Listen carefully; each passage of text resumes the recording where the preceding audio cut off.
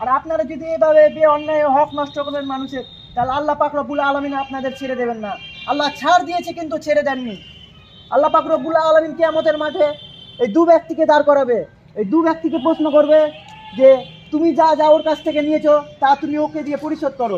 তখন সে ব্যক্তি বলবে কিয়ামতের মাঠে আমি এসব টাকা পয়সা মেরে খেয়েছি, আমি কোথায় পাবো?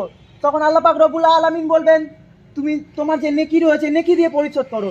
তখন সেই ব্যক্তি নেকি দিতে দিতে দিতে সে একদম ফকির হয়ে পড়বে, সবচেয়ে গরিব ও অসহায় থাকবে। আর সেই ব্যক্তি যে ব্যক্তির হক নষ্ট করেছে, আল্লাহ পাক রব্বুল আলামিন ওকেও বলবে, ওর সাথে সাথে ওইও দোষী হয়ে যাবে। তখন আল্লাহ পাক রব্বুল আলামিন বলবেন তুমি মানুষ হয়ে মানুষকে ক্ষমা করেনি, তোমার কোনো ক্ষমা হবে না, এর সাথে সাথে ও জাহান্নামে যাবে। তাই আমাদেরকে সবচেয়ে বেটার মানুষের কাছে ক্ষমা চেয়ে নিতে হবে। আপনি যে হক নষ্ট করছেন, হক নষ্ট করবেন, আল্লাহ পাক রব্বুল আলামিনের কাছে আপনি ক্ষমা চাইবেন, আল্লাহ পাক রব্বুল আলামিন আপনাকে ক্ষমা করে দেবেন। কিন্তু